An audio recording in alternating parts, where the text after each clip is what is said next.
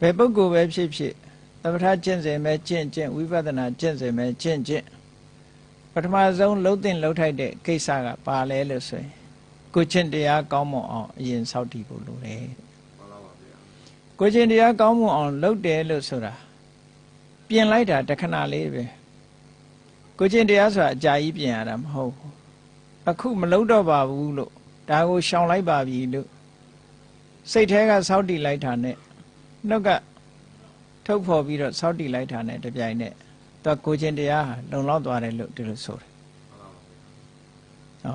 အဲ့ဒီကိုကျင့်တရား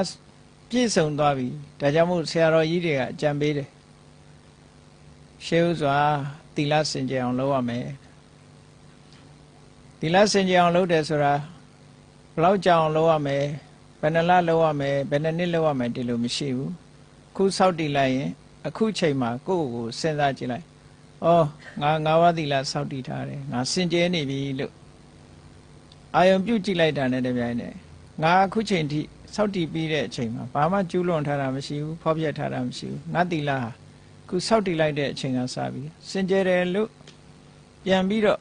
အောင်းမေ့လိုက်တာနဲ့တပြိုင်နက်စိတ်ထဲမှာဘာဖြစ်လာတော့ဆိုကျေနပ်အာရမှုလေးဖြစ်လာအဲ့ဒီကျေနပ်အာရမှုလေးကိုအဝိပတိတာရလို့ခေါ်တာပဲစိတ်ထဲမှာနှလုံးမသာမရာဖြစ်เสียမရှိဘူးဝမ်းသာစရာလေးဖြစ်လာအဲ့တော့ဝမ်းသာတဲ့အခါကျတော့ဘာဖြစ်လာတော့ဆိုအဲ့ဒီဝမ်းသာမှုကိုအကြောင်းပြုပြီးတော့ပါမောဇ္ဇလို့ခေါ်တဲ့ဒီနှစ်သက်မှုလေးတစ်ခုပေါ်လာအဲ့ဒီပါမောဇ္ဇဆိုတဲ့နှစ်သက်မှုလေးပေါ်လာတဲ့အခါပီတိဆိုတဲ့ပို့ပြီးတော့စွမ်းအားရှိတဲ့ခန္ဓာကိုယ်တစ်ခုလုံးလွှမ်းမိုးနိုင်တဲ့ပီတိလို့ဆိုတဲ့စွမ်းအားရှိတဲ့နှစ်သက်မှုတစ်ခုထပ်ပေါ်လာအဲ့ဒါပေါ်လာလိုက်တာနဲ့တပြိုင်နက်ပီတိဖုံးနေတဲ့အခါမှာကိုယ်ခန္ဓာတစ်ခုလုံးဟာငြိမ်းချမ်းပြီးတော့သွားတယ်အဲ့ဒါကဒုက္ခလို့ခေါ်တာပေါ့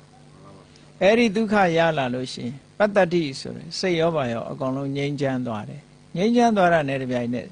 စိတ်ကလေးကတည်ငြိမ်လာတဲ့တမာတိဆိုတာပေါ်လာတယ်အဲ့ဒီတမာတိပေါ်လာတဲ့အခါမှာယထာဘူတညာဏတတနာအာယုန်တစ်ခုကိုစူးစမ်းဆင်ခြင်ကြည့်လိုက်တာနဲ့တပြိုင်နက်အမှန်သိတယ်ဆိုတဲ့အသိဉာဏ်တစ်ခုဟာပေါ်လာနိုင်တယ်ဒါကကိုယ့်ဘာကိုလက်တွေ့လှုပ်ကျင့်သုံးကြည့်ရမယ်ကိစ္စတစ်ခုပဲပေါ့ကိုယ့်ဘာကိုဒီအစဉ်ဆက်တွေကသူ့ဘာသူသွားရင်နဲ့ဒီလို